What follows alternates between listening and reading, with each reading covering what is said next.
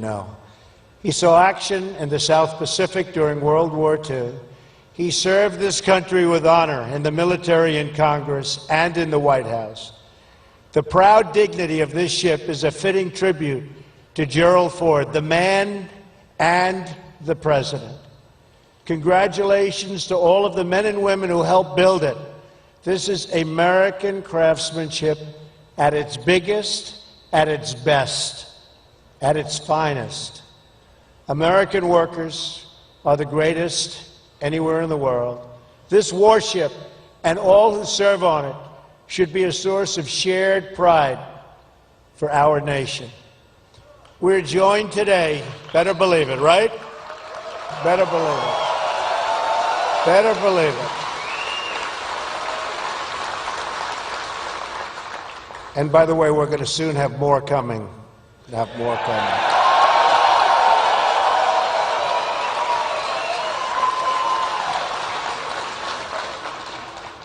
We are joined today by General Mattis, now Secretary Mattis.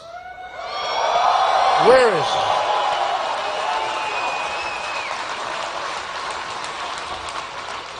Who will be charged with overseeing this great rebuilding of our military might. We will give the men and women of America's armed services the resources you need to keep us safe.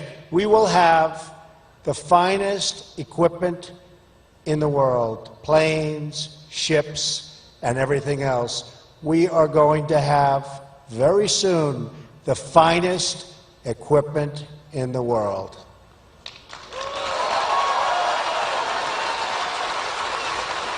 We will give our military the tools you need to prevent war and, if required, to fight war and only do one thing. You know what that is?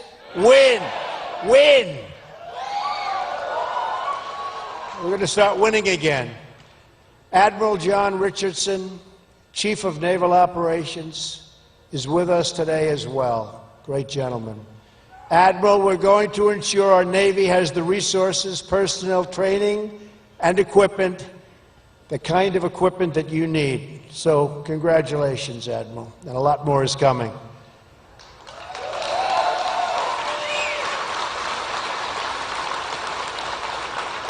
Let me congratulate Captain Richard McCormick, Commanding Officer of the Gerald R. Ford.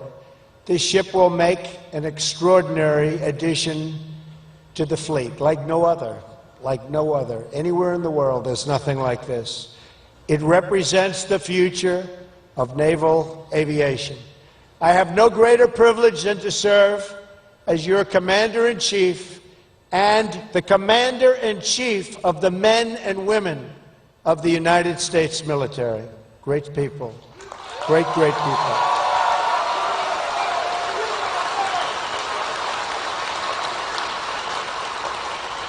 I salute you, and I salute our sailors. I will always support you and your mission. I will never, ever let you down. And I also have to recognize Mike Petters, President and CEO of Huntington Ingalls Industries, along with Matt Mulheron, President of Newport News Shipbuilding. They won't let you down either. They're not going to let you down either. To those who serve our nation in uniform, and to those who build the instruments of our defense, I thank you on behalf of our nation. I agree. I agree. Our carriers are the centerpiece of American military might overseas. We are standing today on 4.5 acres of combat power and sovereign U.S. territory, the likes of which there is nothing to compete. There is no competition to this ship. It is a monument to American might that will provide the strength necessary to ensure peace. This ship will carry 4,500 personnel and 70 aircraft, and will be a vital component of our defense. This carrier and the new ships in the Ford class will expand the ability of our nation to carry out vital missions on the oceans to project American power in distant lands. Hopefully, it's power we don't have to use. But if we do, they're in big, big trouble.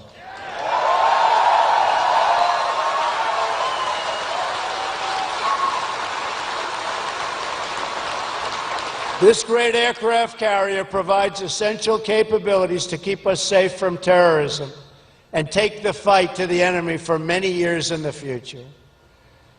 The great Admiral Nimitz, who commanded the U.S. Pacific Fleet through the Second World War, once said, "It is the function of the Navy to carry the war to the enemy so that it will not be fought on U.S. soil." True.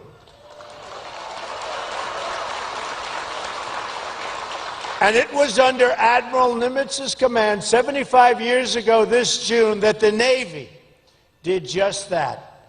At the Battle of Midway, you've all known about the Battle of Midway, where the sailors of the U.S. Navy fought with a bravery that will be remembered throughout the ages. Storied bravery throughout the ages.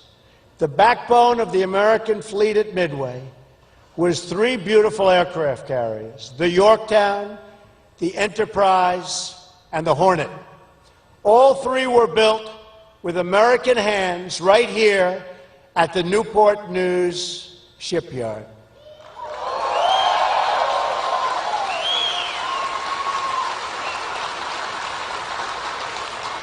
At Midway, America was greatly outnumbered by, a lot. And its fleet badly damaged. But the heroic deeds changed the course of history. Many brave Americans died that day, and through their sacrifice, they turned the tide of the Pacific War. It was a tough tide. It was a big tide. It was a vicious tide, and they turned it. Countless other Americans in that war, some of them parents and grandparents to people in this room today, came home thanks to their very heroic deeds. The sailors at Midway are part of a long line of American heroes, an unbroken chain of patriots from each generation to the next, who rose to defend our flag and our freedom. That legacy continues today as American warriors protect our people from the threat of terrorism. On Tuesday, in my address to a joint session of Congress, I asked Congress to eliminate the defense sequester and to support my request for a great rebuilding of the United States military and the United States Navy.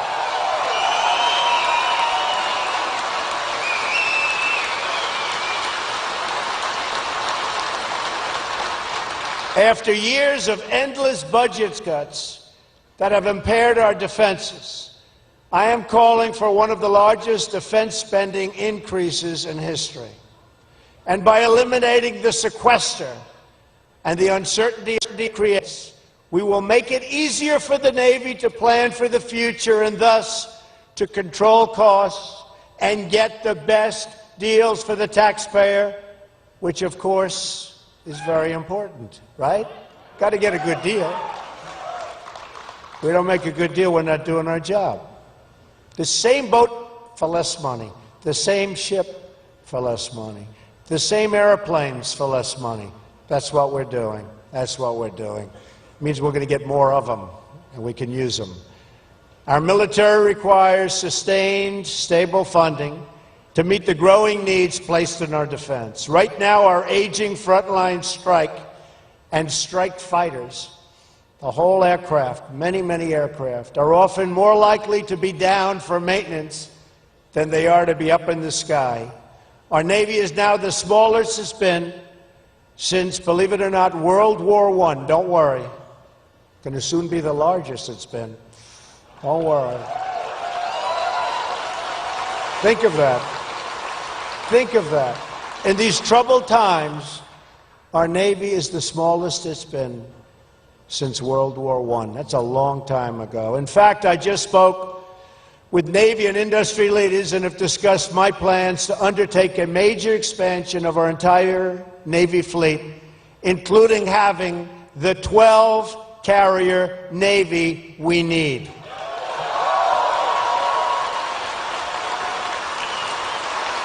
We also need more aircraft, modernized capabilities, and greater force levels.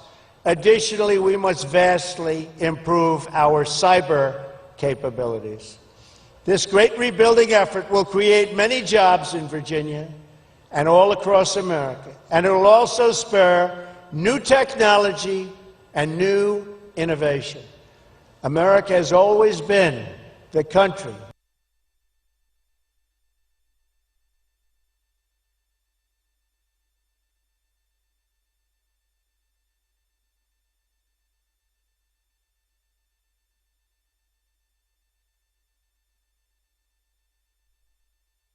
that boldly leads the world into the future. And my budget will ensure we do so and continue to do. And America's military will ensure that even though the darkest nights and throughout, a bright and glowing sun will always shine on our nation and on our people. Our Navy is great. Our Navy is great. Our people are great. Great.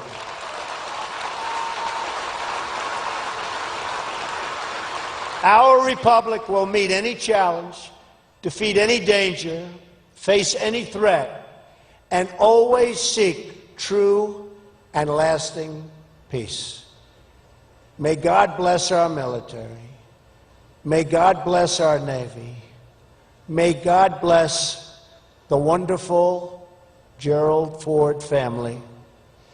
And may God continue to bless the United States of America. Thank you very much.